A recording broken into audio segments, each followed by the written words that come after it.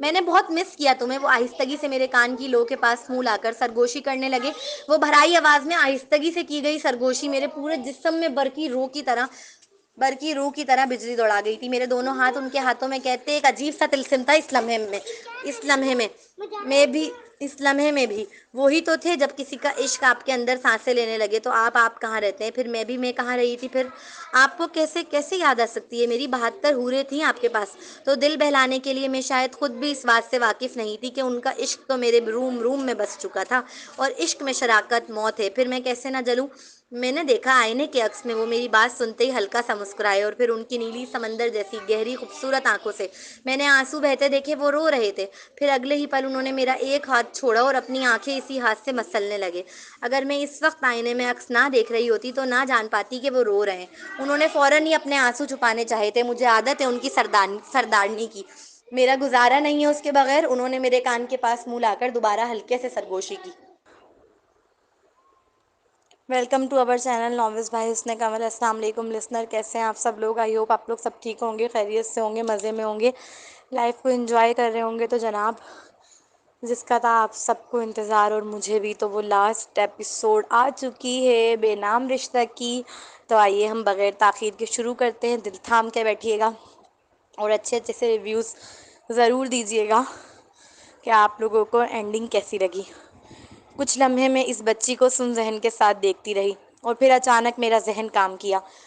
آمنہ، میری بچی، مما، اس نے پھر سے کہا۔ اس کی میٹھی آواز میرے کانوں میں رس گھولتی معلوم ہوئی۔ اگلے ہی پل میں نے اسے دونوں باہوں میں بھرا اور فوراً اٹھ کر بیٹھی۔ اسی وقت میرا ذہن ٹھیک سے کام نہیں کر رہا تھا۔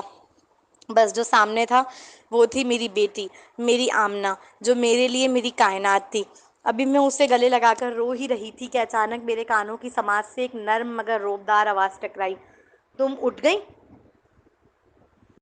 میں نے بے یقینی سے نظر اٹھا کے سامنے کی جانب دیکھا۔ وہ چلتے ہوئے آ رہے تھے، آہستہ آہستہ میری جانب۔ ان کے چہرے پہ آج مسکراہٹ تھی، پچھلی بار کی طرح کرختگی نہیں۔ وہ وائٹ رنگ کی شرٹ پر بلیک واسکٹ اور بلیک پینٹ پہنے ہوئے تھے، بال جیل سے سیٹ تھے، ہلکی ہلکی بلیک داڑھی سجی ہوئی تھی ان کے حسین چہرے پر۔ وہ خوبصورت لگ رہے تھے، ہر بار کی طرح ڈیولیشن ہینڈسم۔ دیدار عشق بھی کیا چیز ہے غالب، دیدار عشق بھی کیا چیز ہے غالب، محبوب سامنے آئے تو مسلسل دیکھا نہیں جاتا۔ کیا میں خواب دیکھ رہی تھی؟ ہاں، کیونکہ اتنے حسین تو صرف خواب ہی ہوا کرتے ہیں۔ وہ مجھ تک پہنچے بھی نہیں تھے ابھی کہ میں دیوانہ وار آمنہ کو گود میں لیے ان کی جانب لپکی۔ اگلے پل میں ان کے سینے سے لگی ہوئی تھی۔ Sorry sorry sorry Osama, sorry sorry sorry Osama, sorry. اگر میں مر کر یہاں پہنچی تھی تو بھی مجھے کوئی غم نہیں تھا، کیونکہ یہی میرے لیے حیات تھی جس میں وہ تھے میری کائنات کو کل کر دینے والے۔ جن الفاظوں کو کہتے کہتے میں نے آنکھیں بند کی تھی، انہی الفاظوں کو کہتے کہتے میں ان کے سینے سے لگ کر رو رہی تھی۔ مجھے لگا تھا شاید وہ مجھ سے ناراض ہوں گے، وہ مجھے ہٹا دیں گے، دھتکار دیں گے، کہیں گے اب جاؤ نا، تمہیں تو بہت شوق تھا مجھ سے بھاگنے کا۔ لیکن میری توقع کے بالکل برعکس وہ تو میری کمر کو نرمی سے سہلانے لگے۔ میں اپنے کمر پر ان کے ہاتھ کو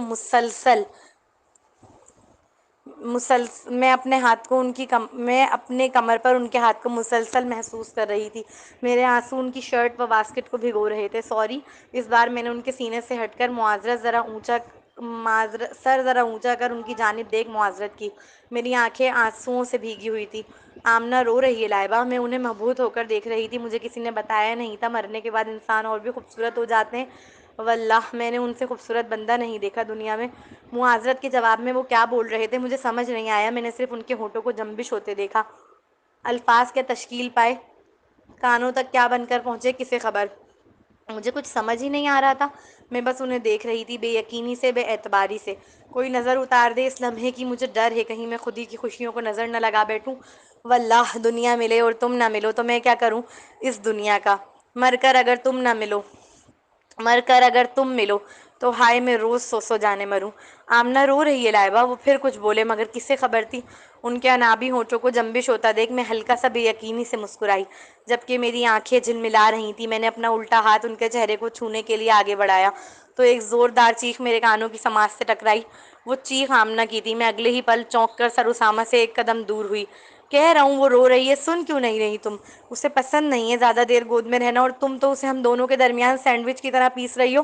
رحم کرو میری بچی پر یار، وہ ہلکا سا خفا ہو کر کہتے میری گود سے روتی ہوئی آمنہ کو لینے لگے او میرا بچہ رو مت، میرے سامنے اسے گود میں لے کر ٹہلتے ہوئے چپ کرانے لگے۔ وہ تھوڑی دیر بعد چپ ہو گئی تھی اور پھر مسکرانے لگی، بابا بابا کہہ کر۔ میں نے اپنی آنکھوں سے بہنے والے آنسو صاف کیے، مجھے نہیں پتا تھا مرنے کے بعد بھی بچے روتے ہیں۔ میں نے آمنہ کی جانب دیکھ تعجب سے کہا، اور مجھے نہیں پتا تھا مرنے کے بعد بھی کچھ لوگوں کو عقل نہیں آتی۔ وہ مجھے دیکھ دو بدو گویا ہوئے۔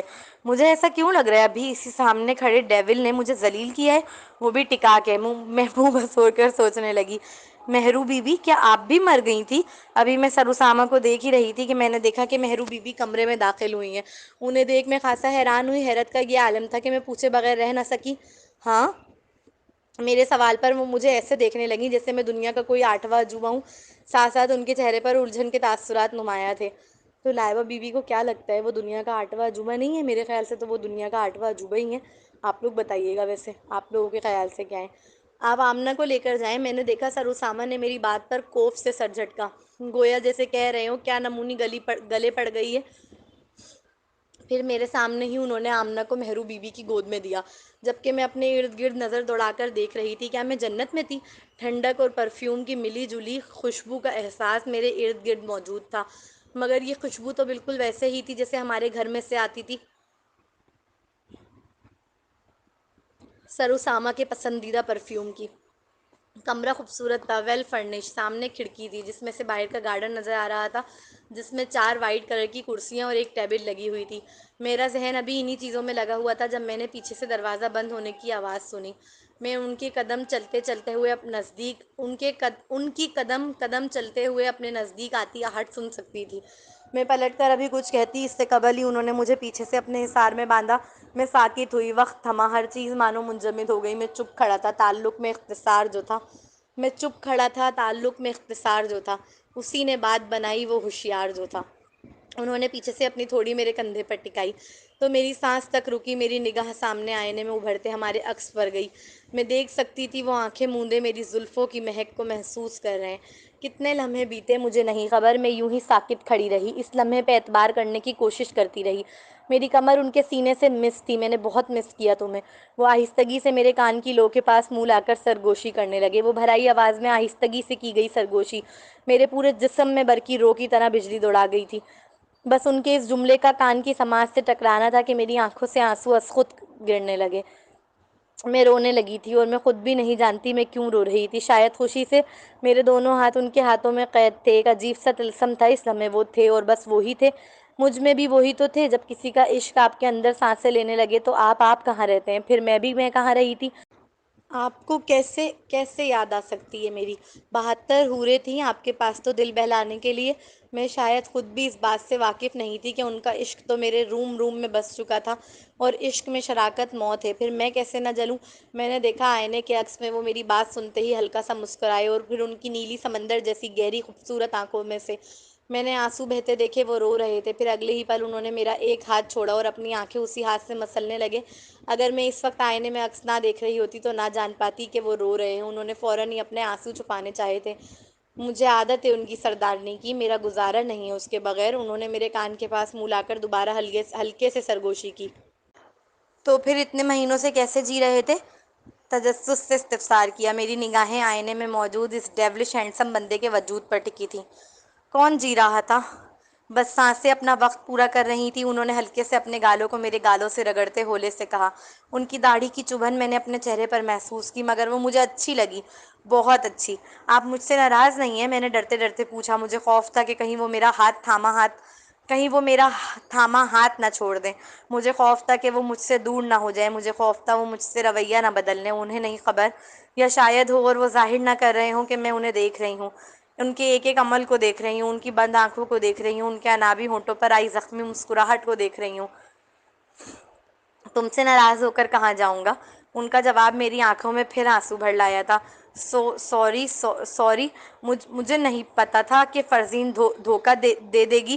اس بار میں نے آئینے میں عکس نہیں دیکھا۔ ہمت ہی نہیں تھی، ٹوٹے پھوٹے لفظوں میں پھر معذرت کی۔ اور میں اب کر بھی کیا سکتی تھی؟ گزرا ہوا وقت واپس تھوڑی لایا جا سکتا ہے۔ بار بار معافی مت مانگو، مجھے شرمندگی ہو رہی ہے، غلطی میری تھی شروع سے ہی، انہوں نے محبت سے چور لہجے میں جواب دیا، جس پر میں مزید شرمندگی کی اتھاہ گہرائیوں میں اتر گئی۔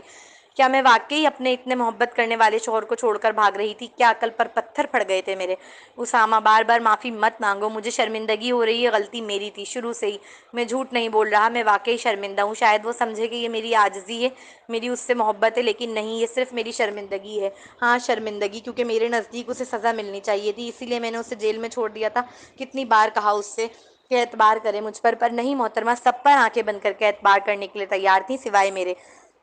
پہلے اس نے ایک گمنام عاشق پر اعتبار کر لیا اور اس کے ساتھ بھاگنے کے لیے تیار ہوئی، بغیر یہ سوچے کہ وہ میرا کوئی دشمن بھی نکل سکتا ہے جو اسے نقصان پہنچا سکتا تھا، مگر نہیں، اس نے تو سوچنا ہی نہیں ہے، دماغ جو نہیں ہے اس کے پاس تو وہ کیسے سوچے گی؟ اسامہ تمہیں کیا پتہ نہیں ہے، اس نے تو صرف مجھ سے دور بھاگنا ہے۔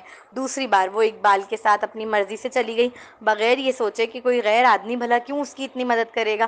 ارے دماغ ہوتا تو وہ سوچتی نا، نہیں ہے بھائی اس کے پاس دماغ، سوچنا سمجھنا تو محترمہ نے سیکھا ہی نہیں ہے نا، بس ایک ہی دھن ہے، اس ڈیول سے دور بھاگنا ہے۔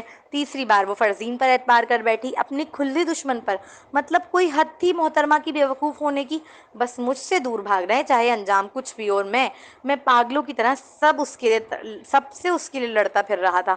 مارنے والے کو ایک بار لک کی ضرورت پڑتی ہے اور بچنے والے کو 1000 بار، اب ضروری تو نہیں نا وہ 1000 بار لکی ہوتی، اس لیے اس امر کی اہم ضرورت تھی کہ میں خود اسے سبق سکھاؤں، وہ بھی اپنے طریقے سے، تاکہ آئندہ کبھی مجھے چھوڑ کر جانے کا تصور بھی نہ گزرے اس کے تصوروں میں۔ وہ میری زندگی تھی اور میں اپنی زندگی کو بچانے کے لیے کچھ بھی کر سکتا تھا، کچھ بھی۔ اس نے شاید دیکھا ہی نہیں میری آنکھوں میں ابھرے جنون کو، پاگل پن کو، دیوانگی کو، وہ جانتی ہی نہیں کس حد تک جا سکتا ہے یہ اسامہ وجدان اس کے لیے، اور نہ میں چاہتا ہوں کہ وہ جانے، کیونکہ وہ ڈر جائے گی اور میں اسے خوفزدہ نہیں کرنا چاہتا خود سے۔ کوئی بیوقوف ہی ہوگا جو اذلان وجدان جیسے شخص کی دھمکی کو ہلکے میں لے۔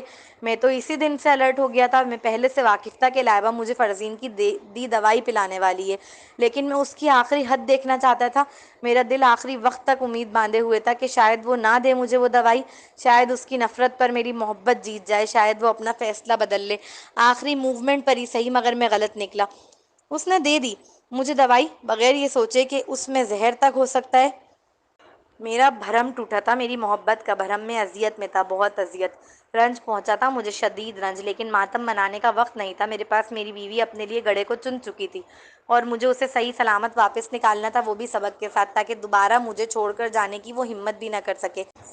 میں کسی کو اجازت نہیں دیتا میری بیوی کو مجھ سے جدا کرنے کی، خود لائبہ کو بھی نہیں۔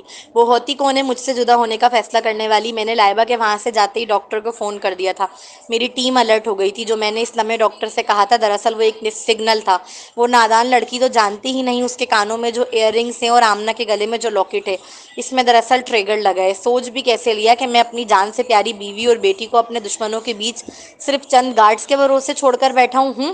معاملات ہمارے انڈر تھے، پلان کے مطابق میں لائبہ کو بچاتا اور ڈاکٹر آمنہ کو، اور عبید سارے ثبوت مٹاتا۔ ہمیں شروع سے ہی بہت محتاط ہو کر کام کرنا تھا تاکہ کسی کے لیے کوئی سراغ باقی نہ بچے، مگر پلان تو تب بگڑا جب وہ زہر میری توقع سے زیادہ اسٹرانگ نکل آیا۔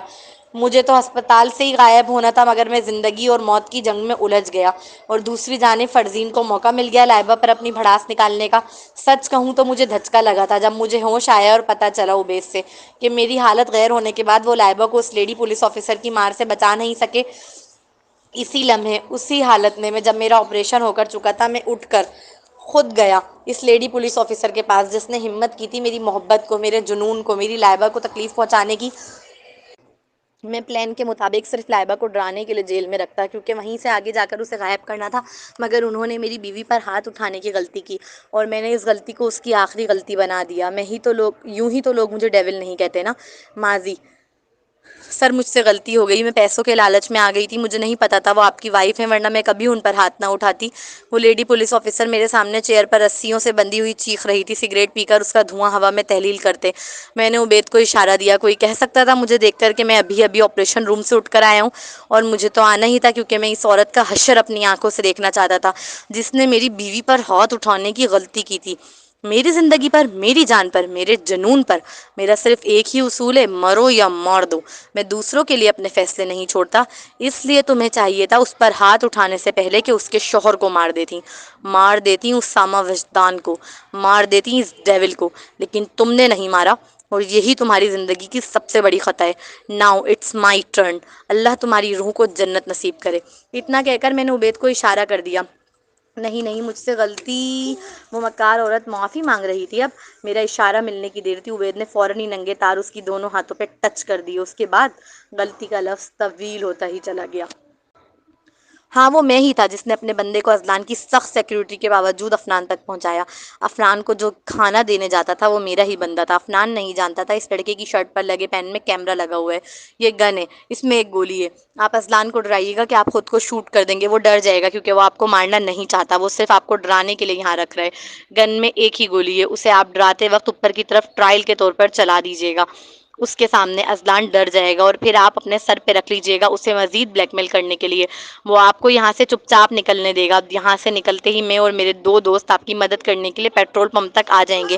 وہاں تک لیکن آپ کو خود آنا آپ کی مدد کرنے کے لیے پیٹرول پمپ تک آ جائیں گے وہاں تک لیکن آپ کو خود آنا ہوگا چونکہ ہم اذلان وجدان سے فیس ٹو فیس لڑائی کرنے کا جوخم نہیں اٹھا سکتے.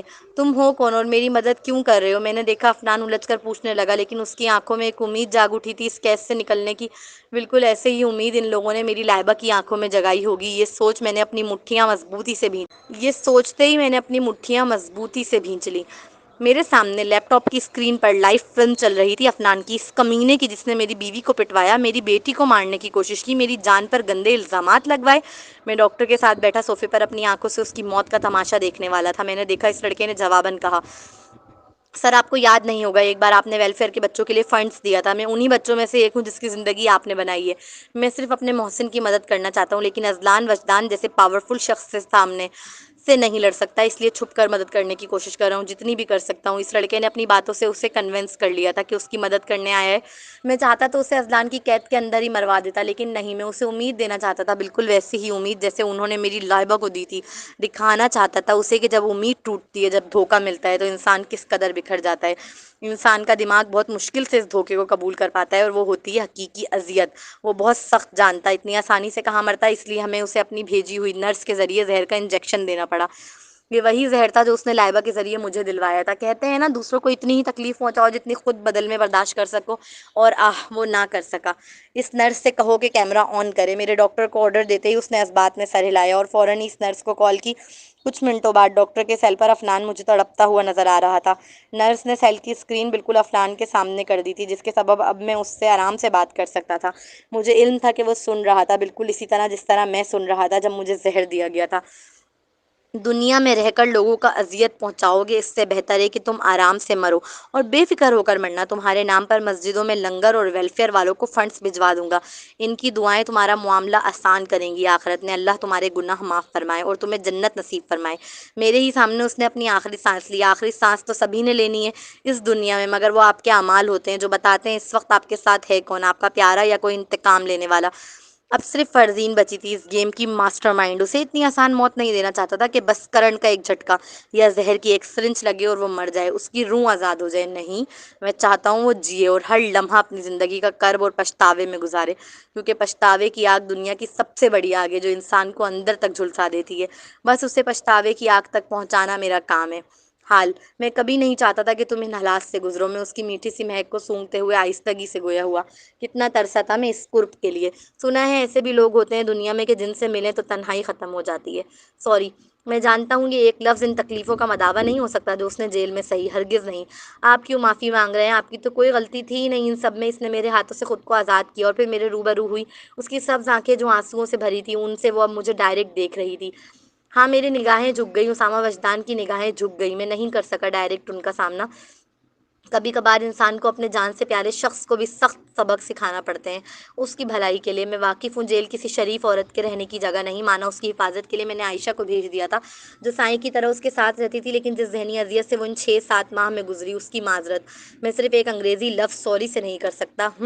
میں نے ہلکا سا اس بات میں سر ہلایا، پھر اس کے حسین چہرے کو اپنے دونوں ہاتھوں کے پیالے میں لے کر اس کی پیشانی کو نرمی اور شدت و الفت و تشکر سے چوما. میری آنکھیں بار بار بھیگ رہی تھی. آج نہ جانے کتنی ہی دیر میں ساکت اسی حالت میں کھڑا رہا. وہ سکون، وہ راحت، وہ خوشی، واللہ کہیں خوشی سے روح نہ نکل جائے آج میری. بھوک لگی ہوگی، کھانا لگوا دوں؟ میں اس کی پیشانی سے اپنا سر ہٹا کر نہایت نرمی سے استفسار کیا. ہاں تو کیا مردے کھانے بھی کھاتے ہیں؟ اس کے معصومانہ سوال پر میں بے اختیار مسکرا دیا اور اگلے ہی پل میں نے اس کی پیشانی پر زور سے اپنی پیشانی ماری۔ اس کی کرہ بلند ہوئی، فوراً ہی اپنے سیدھے ہاتھ سے پیشانی کو مسلتے الجھ کر مجھے تکنے لگی۔ ہم زندہ ہیں بے وقوف، میرے کہتے ہی اس کی آنکھیں حیرت سے پھیلیں۔ کچھ لمحے وہ ساکت رہی، پھر بے یقینی کے عالم میں کبھی ادھر دیکھتی کبھی ادھر دیکھتی، پھر مجھے دیکھنے لگی۔ لائبہ: آپ زندہ ہیں؟ کیسے؟ اور میں بھی زندہ ہوں؟ کیسے؟ میں نے تو خود اپنے ہاتھوں کی نس کاٹی تھی، پھر آپ بھی تو مر گئے تھے جل کے۔ ہم زندہ کیسے ہو سکتے ہیں؟ ایک منٹ آمنہ، اس کا کیا وہ بھی زندہ ہے؟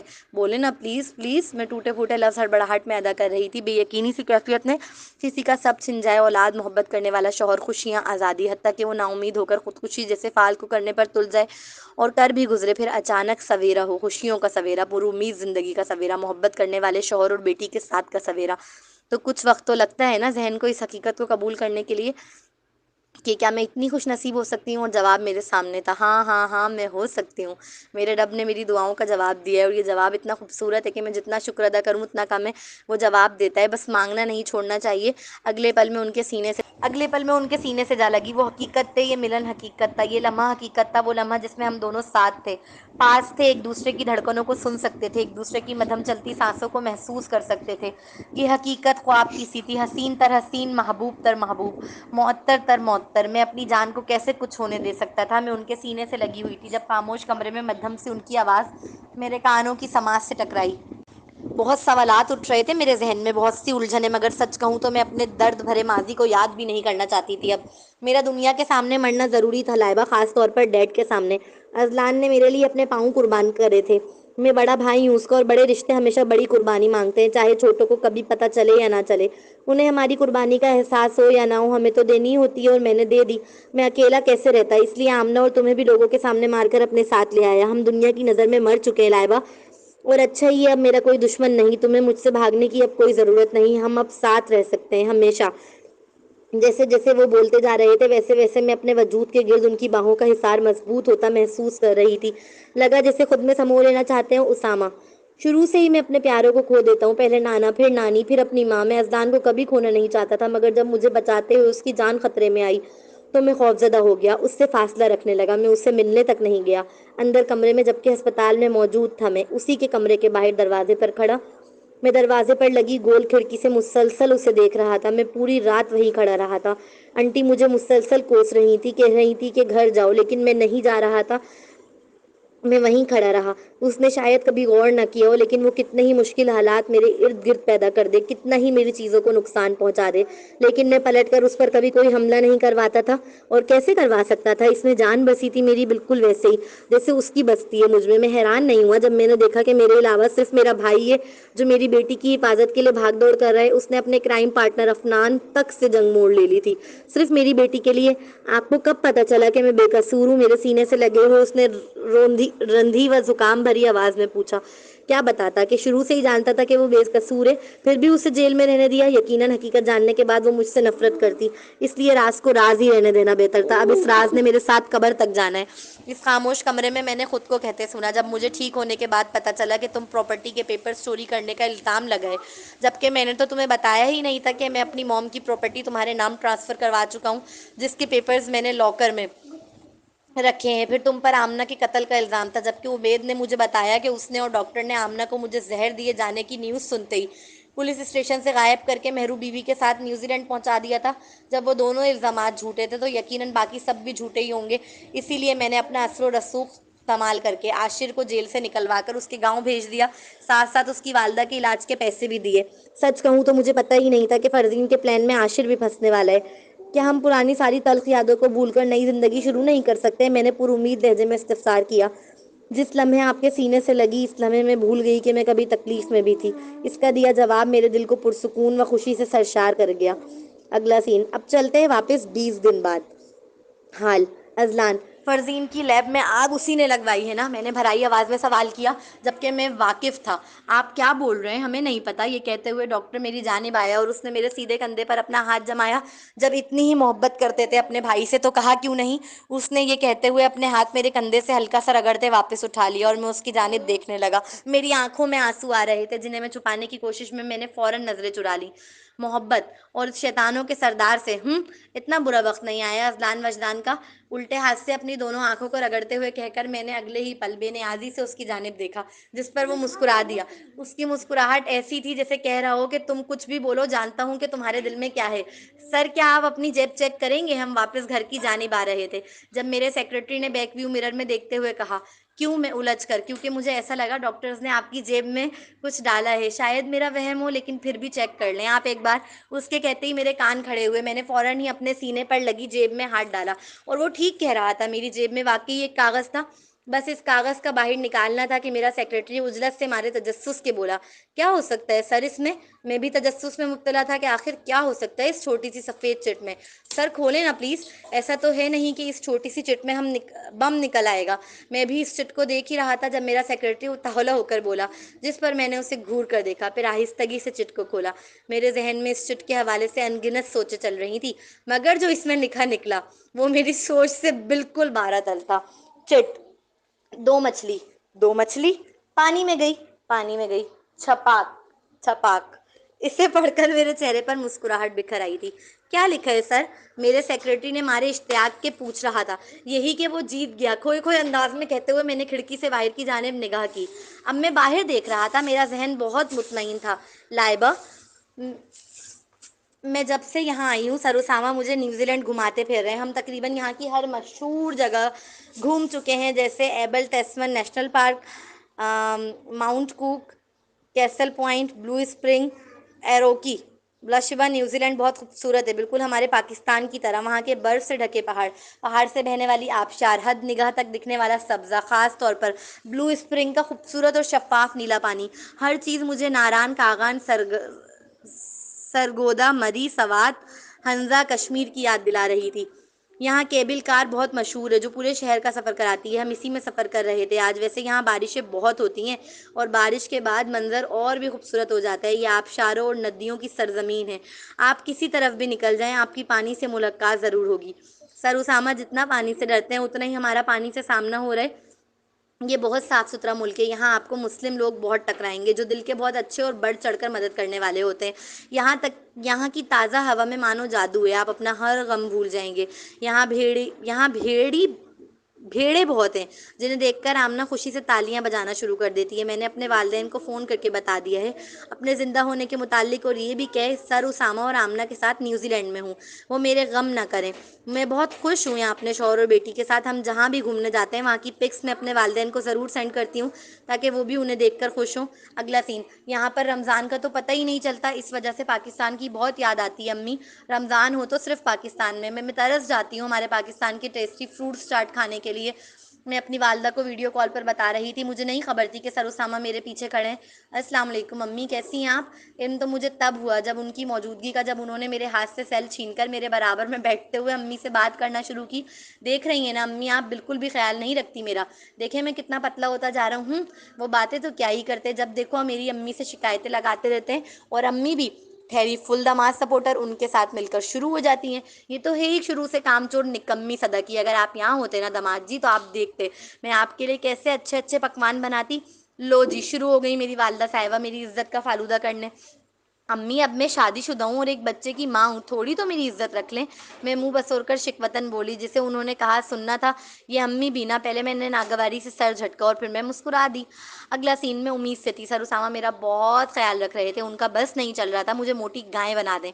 जब देखो खिलाते पिलाते रहते, ऊपर से मेहरू बीवी को तो पाबंद कर दिया था कि हर घंटे के बाद मुझे कुछ ना कुछ ज़रूर खिलाएं या पिलाएं, जिसकी वजह से मुझे अपना वज़न दिन ब दिन बढ़ता हुआ महसूस हो रहा था। पूरा दिन आमना को मेहरू बीवी और मुलाजमीन संभालते, और रात में उसामा। वो जितनी बड़ी होती जा रही थी इतनी शरारती भी। हमारे घर की ऐसी कोई दीवार नहीं मिलेगी आपको जिस पर उसके आर्ट का नमूना पेश ना हो। वो ड्राइंग की बहुत शौकीन है। उसकी ड्राइंग की बुक में फैमिली फ़ोटो में दादा दादी कभी नहीं होते, लेकिन चाचू अजदान और चाची जरनाब ज़रूर होते हैं।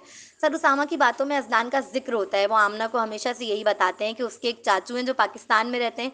4 साल की हो गई है मेरी शरारती गुड़िया। मैं सोच रही हूँ स्कूल लगा दूँ, मगर मेरे हब्बी नहीं मान के दे रहे। उनके नज़दीक जब वो 5 साल की हो जाएगी तब वो काबिल होगी स्कूल जाने के। इससे पहले वो अपनी बच्ची पर कोई बर्डन नहीं डालना चाहते। अगला सीन: उसामा। मैं अपने ऑफिस में बैठा हुआ था जब मेरे सेल पर एक नए नंबर से मैसेज आया। मैं जानता था वो डॉक्टर है, کیونکہ اس نے مجھے فرزین کی پکس بھیجی تھی. اس پک میں موجود لڑکی کو اگر کوئی دیکھ لیتا نا تو ہرگز اعتبار نہ کرتا کہ یہ وہی فرزین ہے جو کبھی branded suit, branded jewellery, branded bag, branded sandal پہنا کرتی تھی. وہ لڑکی تو بہت غربت کی ماری نظر آ رہی تھی، چہرے کا رنگ بھی جل گیا تھا. اس پک میں وہ اپنے شوہر کے ساتھ کہیں جا رہی تھی، شاید فیکٹری جہاں وہ دن رات کام کرتی ہے. جس بائک پر وہ بیٹھی تھی، جس بائک پر وہ بیٹھی ہوئی تھی، وہ بھی بہت خراب حالت میں تھی. گویا اس کی غربت کا منہ بولتا ثبوت. جب کسی کی بنی بگڑتی ہے نا تو بہت اذیت ہوتی ہے، اور میں نے اسے اسی حالت میں چھوڑ دیا تھا. مجھے رتی برابر بھی دکھ نہیں تھا اسے اس حالت میں پہنچا کر. وہ اسی قابل تھی. جو لوگ دوسروں پر رحم نہیں کرتے نا ان پر بھی رحم نہیں کیا جاتا. اگلا سین، میرے یہاں آج بیٹے کی ولادت ہوئی. میری خوبصورت فیملی کمپلیٹ ہو گئی تھی زویان کے آنے سے. ہاں یہ الگ بات ہے، لائبہ تھوڑی ہیلدی ہو گئی ہے زویان کے پیدا ہونے کے بعد سے، جس کا ذمہ دار وہ اکثر مجھے ہی ٹھہراتی ہے. اور میں سر تسلیم خم کر کے خوشی و بڑی شان سے قبول کرتا ہوں کہ یہ میرا ہی کارنامہ ہے. آمنہ کے ہونے کے بعد ہماری زندگی سے رومانس تھوڑا کم ہوا تھا، لیکن زویان کے بعد پیمپر چینج کرانے، اسے فیڈر بنا کر دینے، کپڑے دھلوانے، اس کے ساتھ بیٹھ کر صفائیاں کروانے، شاپنگ پر جانے، بچوں کی ضرورت کا سامان لانے تک ہی محدود رہ گیا ہے. مگر سچ کہوں تو یہی اصل رومانس ہے زندگی کا. یقین کریں گے آپ، زندگی کا سب سے بڑا چیلنج اب آمنہ اور زویان کی نظروں سے بچ کر لائبہ کو ایک کس کرنا ہوتا ہے. اس پر بھی وہ مجھے آنکھیں دکھاتی ہے. پہلے لائبہ کو کبھی میری ضرورت نہیں پڑتی تھی، لیکن اب ہر 1-2 گھنٹے بعد مجھے کال کر کے پوچھ رہی ہوتی ہے کہ کب واپس آئیں گے. مجھ سے زویان سنبھل نہیں رہا، آپ کی بیٹی آمنہ نے اب یہ شرارت کر دی، اب وہ شرارت کر دی ہے، وغیرہ وغیرہ. اس سے زیادہ خوبصورت زندگی کا تصور نہیں کر سکتا تھا میں. میرے پاس آج کروڑوں اربوں کی جائیداد نہیں ہے، میں صرف ایک معمولی سے ریسٹورنٹ کا مالک ہوں یہاں پر، لیکن میں خوش ہوں. میری فیملی خوش ہے، اور یہی سب سے اہم بات ہے زندگی کی کہ آپ خوش ہوں. زندگی بار بار موقع نہیں دیتی، اس لیے جب موقع دے تو تھام لو، کیونکہ وہی ایک موقع لائف چینجر ہوتا ہے. ہیپی اینڈنگ کیسی لگی آپ سب کو اینڈنگ پلیز ضرور بتائیے گا. مجھے تو اینڈنگ سب بہت اچھی لگی، بہت مزیدار لگی، بہت زبردست لگی. اچھا اور ہیپی بھی تھی. تو اچھا جناب، یہ رائٹر صاحبہ نے کیا لکھا ہے: سلام، کیسے ہیں پیارے ریڈرز؟ امید ہے آپ سب کو ناول بہت پسند آیا ہوگا. جی بالکل پسند آیا ہے. اس ناول کو لکھنے کے دوران میری زندگی میں بہت اتار چڑھاؤ آئے. شاید یہی وجہ ہے کہ اب یہ ناول میری زندگی میں بہت خاص اہمیت رکھتا ہے. کافی مہینوں کا ساتھ رہا ہے ہمارا، اور یہ سفر مزیدار تھا، خوبصورت یادوں سے سجا. امید ہے یہ ناول آپ کے دل میں ایک خاص مقام بنانے میں کامیاب رہا ہوگا. جی بالکل رہا ہے. جب رائٹر بول رہا ہوتا ہے تو کہانی لکھنا آسان ہوتا ہے، لیکن جب کردار بولتا ہے، وہ اپنی آپ بیتیاں خود سناتے ہیں، تو انہیں لکھنا، ان کے جذبات کی عکاسی کرنا، ہر کسی کے اپنے اپنے مفادات کو ظاہر کرنا، یہ تھوڑا مشکل ہو جاتا ہے. اور میں نے اس ناول میں اسی چیز کو موتیوں کی طرح پرو کر آپ کے سامنے سجا سنوار کر پیش کر دیا ہے. اب بس میری دلہن کو پسند کر لیجئے. چلیں پھر ملتے ہیں میری دلہن کو پسند کر لیجئے. چلیں پھر ملتے ہیں نئے ناول رازدار محبت کے ساتھ. پڑھنے ضرور آئیے گا، کیونکہ آپ کا اور میرا ساتھ ایک ناول کا تھوڑی ہے. ناول اچھا لگے تو لائک اور کمنٹ ضرور کیجیے گا. ساتھ ساتھ پلیز چینل کو سبسکرائب کر لیجیے گا، محنت وصول ہو جاتی ہے. مجھے اور میری ٹیم کو اپنی دعاؤں میں یاد رکھیے گا. اللہ حافظ. بہت بہت شکریہ.